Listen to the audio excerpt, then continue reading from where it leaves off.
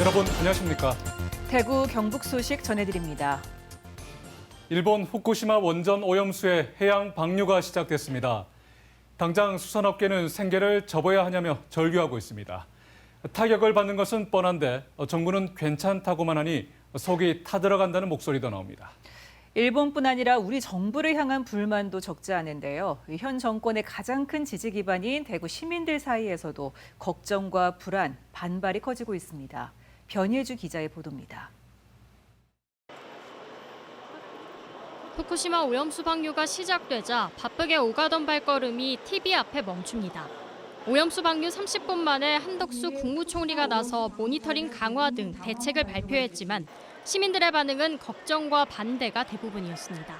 4, 5년 뒤라도 충분히 피해가 나타날 수 있기 때문에 대부분의 국민들이 걱정을 하고 있는 상황에서 방류를 하는 것에 대해서는 부정적인 생각을 가지고 있습니다. 해산물 먹는 거에 있어서도 좀 걱정이 되고 또 저 같은 생각을 가지는 소비자들이 많아지다 보니까 어민들 생계에도 피해가 가지 않을까 하는 걱정이 듭니다. 수산시장은 직격탄을 맞았습니다. 좌판 위에 일본산 가리비가 쌓여 있지만 거들떠보는 이조차 찾기 어렵습니다. 손님보다 상인이 더 많습니다. 이렇게 수산물에 대한 방사능 검사를 강화한다는 현수막이 곳곳에 걸렸지만 시장을 찾는 시민들의 불안은 좀처럼 줄어들지 않고 있습니다. 시장을 찾은 시민들도 불안한 마음에 선뜻 손이 가지 않는 모습입니다. 몇 년이 걸린다고 얘기는 하지만 그래도 그런 부분들이 좀 걱정이, 저희는 아이를 키우고 있는 상황이니까 그런 부분들이 많이 걱정이 되죠. 넌 차가 저장해놓고 몰라. 많이 안 살 걸 나는 아니다. 상인들은 코로나가 한창일 때보다 오히려 매출이 더 줄었다고 하소연합니다. 한 4분의 1 정도 좀 저하된 것 같아요. 지금 코로나 때보다도 이 지금 시기가 좀 더 못하지 않나. 당장의 생계 문제를 넘어 생태계를 파괴하는 용납할 수 없는 행위라며 불만을 토로합니다. 그거는 인류에서 있을 수 없는 일입니다. 그거는 수산업을 떠나갖고 이제 그거는 이제 모든 인류 모든 사람들이 이제 바다를 놓고 살고 있는데 안전성이 검증되지 않은 핵 오염수의 해양 방류. 현 정권의 최대 지지 기반인 대구 시민들 역시 불안과 걱정 가운데 반발이 커지고 있습니다. MBC 뉴스 변예주입니다. 자, 이번엔 오염수 방류로 가장 큰 피해가 예상되는 경북 동해안 상황도 알아보겠습니다. 설마 했는데 절망이다. 동해안 수산시장은 어떤 말로도 표현하기 힘든 참담함에 휩싸여 있습니다.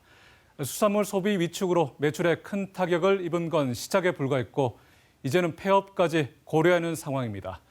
정부의 입장과는 달리 시민들과 상인들은 한 목소리로 큰 우려를 나타냈습니다. 이어서 박성아 기자가 보도합니다.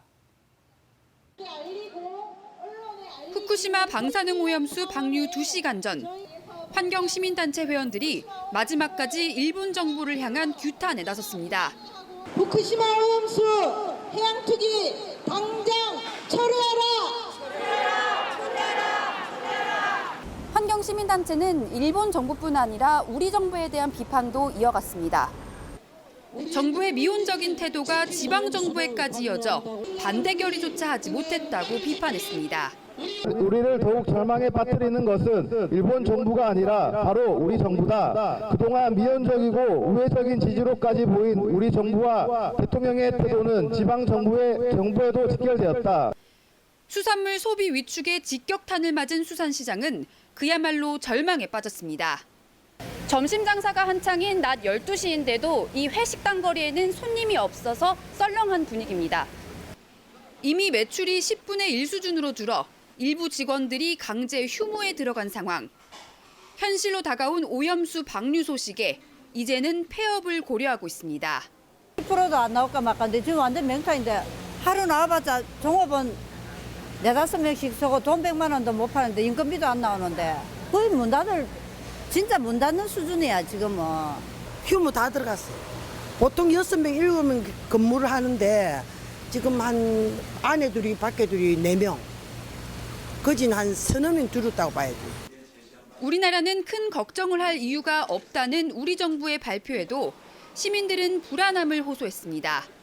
오늘 마지막으로 회 먹고 나서 그 이후부터는 앞으로 회를 좀 많이 못 먹지 않을까. 회뿐만 아니라 그냥 생선 구이 같은 것도 앞으로 이제 조심해서 먹을 것 같고.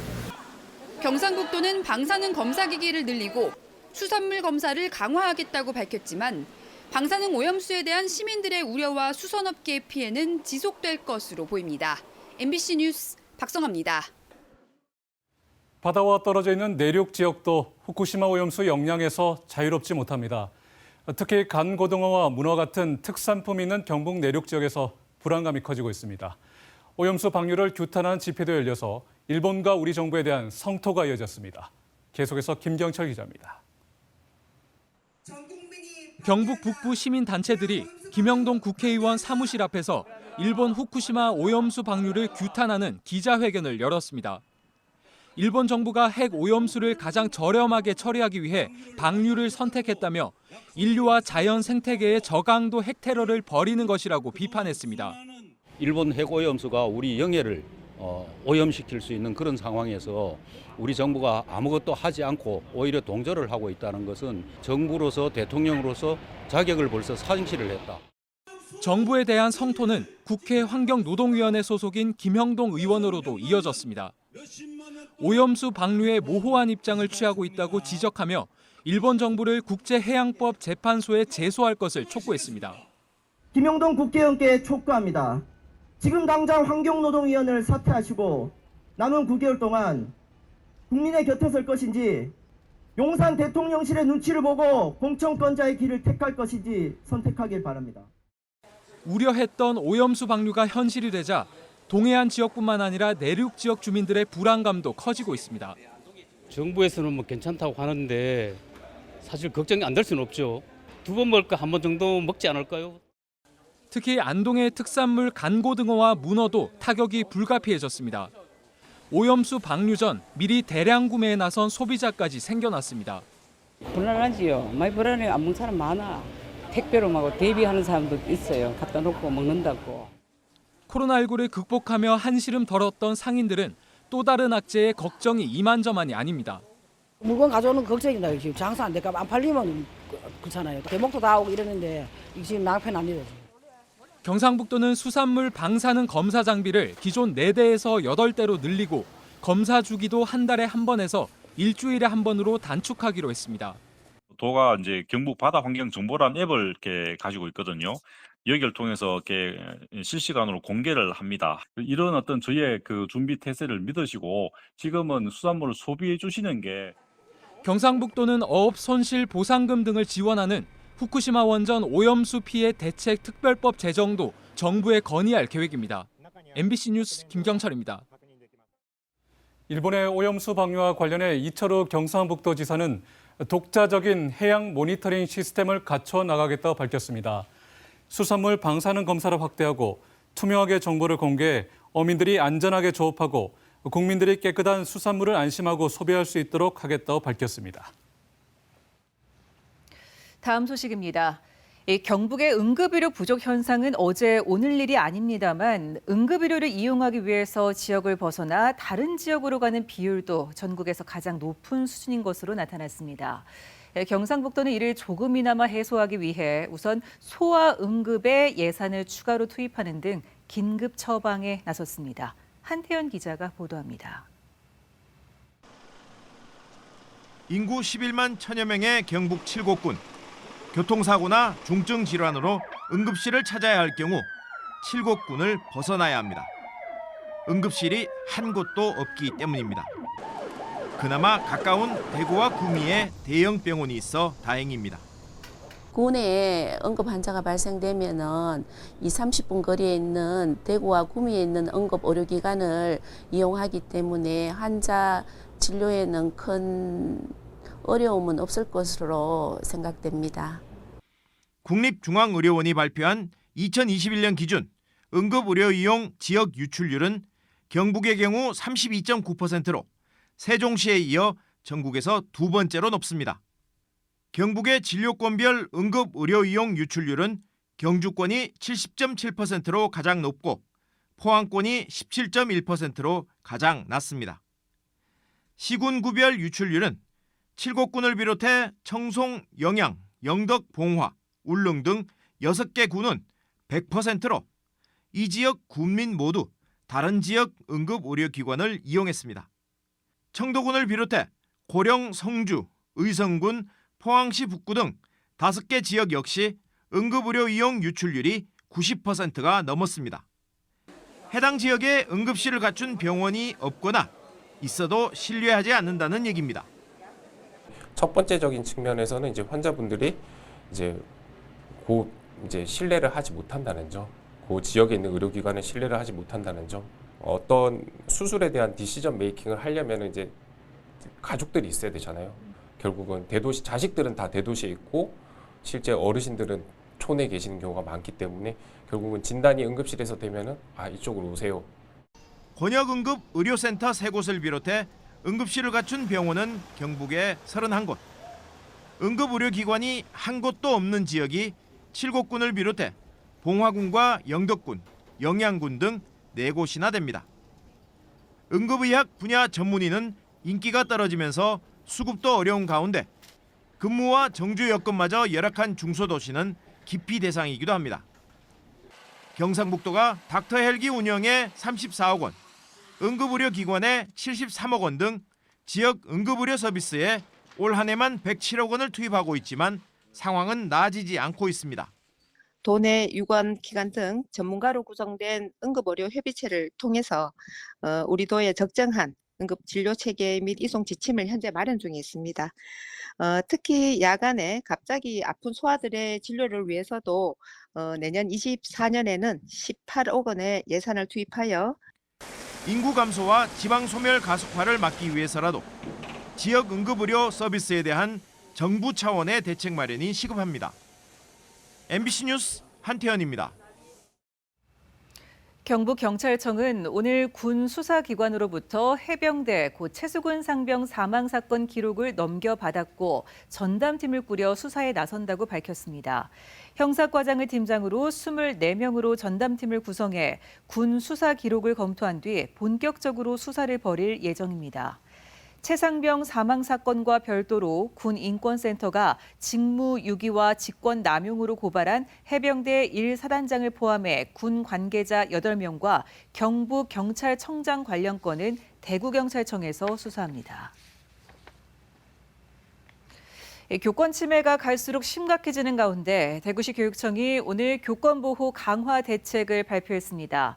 어제 교육부가 발표한 대책의 연장선으로 보이는데요. 실효성 있게 작동되기 위해서는 교육 현장을 정확하게 파악하는 일이 중요하다는 지적이 나옵니다. 이상원 기자가 보도합니다.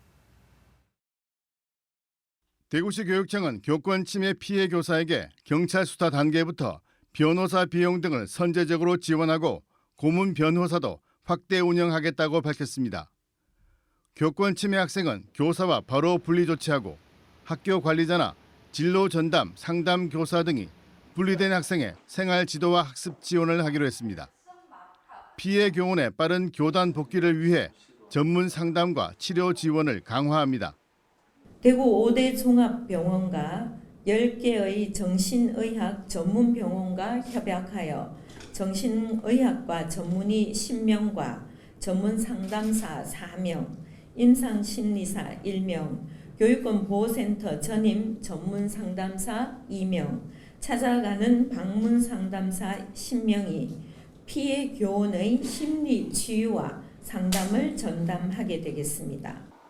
최근 교사의 극단적 선택까지 유발한 악성 민원 대응 시스템도 강화합니다. 악성 민원은 교사 개인이 아니라 학교 차원에서 대응하고 교육 활동에 침해당할 때는 응대 답변 거부권도 행사할 수 있습니다. 이번 대책은 일선 교사들의 요구가 많이 반영됐다는 긍정적 반응과 함께 보완이 필요하다는 목소리도 함께 나오고 있습니다. 교권 침해 사례가 발생하면 교육 당국은 해당 학교에 교권보호위원회를 개최하라는 공문을 보내게 됩니다. 하지만 조례 같은 법적 장치가 아니어서 학교장이 학교 평판 등을 이유로 축소 은폐할 수도 있다는 지적을 받습니다. 지금까지도 우리 교육청에서는 그렇게 축소하거나 은폐한 경향은 거의 없다고 저희가 자료를 받고 있습니다. 우리가 공문으로 충분히 의무화한다는 그 사실만으로도 관리자들한테는 충분하게 의무를 부과할 수 있다고 저희는 판단하고 있습니다. 핵심 내용인 교권 보호와 악성 민원 대응력 강화는 하루 전 교육부가 발표한 대책을 기반으로 한 것들이고 대부분은 아직 관련 법령 정비가 필요한 상황입니다. 교육 현장에서는 법령이나 지침이 명확하게 명시되지 않은 부분은 교육청 차원에서 약화된 형태로 운영될 여지가 있다며 현장의 실태를 정확하게 파악해 실효성 있는 추진 계획을 수립해 줄 것을 요구하고 있습니다. MBC 뉴스 이상원입니다. 대구문화방송 시청자위원회는 8월 회의를 열고 창사 60주년 특집 다큐멘터리를 통해 민주화운동의 역사를 볼 수 있어서 대구 시민으로서 자부심을 느낄 수 있었다고 평가했습니다. 창사 기념 라디오 프로그램은 청취자의 참여도도 높았고 지난 60년을 되돌아보는 의미 있는 시간이었다면서도 프로그램 구성과 기획을 고민하는 계기로 삼아야 한다는 충고도 잊지 않았습니다. 뉴스를 전할 때 단어 선택에 보다 신중할 것을 요청하는 한편 시사톡톡을 통해 대구시 현안을 깊이 있게 들여다볼 수 있어서 좋았다고 밝혔습니다. 대구지법 형사 5단독 정진우 부장판사는 대구공항 상공에서 아시아나 항공기 비상문을 열었다가 기소된 30대 남성에 대한 공판에서 심신미약을 주장하는 변호인의 정신감정 의뢰 요청을 받아들였습니다. 이에 대해 검사는 정신감정 신청으로 재판을 지연하거나 감형 수단으로 삼으려는 게 아닌지 우려된다고 밝혔습니다. 변호인은 감형을 위해서가 아니라 적절한 치료와 상응하는 처벌을 받고 안전한 시민으로 사회 복귀를 희망해 신청하게 됐다고 말했습니다. 대구지검 형사 2부는 흉기를 지니고 동대구역으로 가 누군가를 살해하려 한 혐의로 30대 남성을 구속 기소했습니다. 이 남성은 지난 7일 오후 3시쯤 흉기 2개를 가방에 넣고 동대구역 대합실과 주변을 배회하고 사회복무요원을 향해 흉기를 꺼내 보인 혐의를 받고 있습니다. 경찰 조사에서 이 남성은 불특정한 누군가를 죽이기 위해 흉기를 가지고 동대구역에 갔다고 진술했습니다. 군공항과 함께 이전하는 대구 경북 신공항 민간공항 건설 청사진이 나왔습니다. 국토교통부는 사전 타당성 검토 연구 용역 결과 면적은 전체 통합 신공항의 5%인 92만 제곱미터, 활주로 길이는 3.5km 규모의 총 사업비는 2조 4천억 원으로 조사됐다고 밝혔습니다. 2060년 여객 수요가 국제선 906만 명 등 1,226만 명, 화물량은 연간 21.8만 톤으로 전망했습니다. 사전 타당성 검토는 공항 건설 사업의 시작 단계에서 항공 수요에 따른 시설 규모, 배치 등 개략적인 공항 계획을 마련하는 절차로 국토부는 용역 결과를 내일 발표합니다.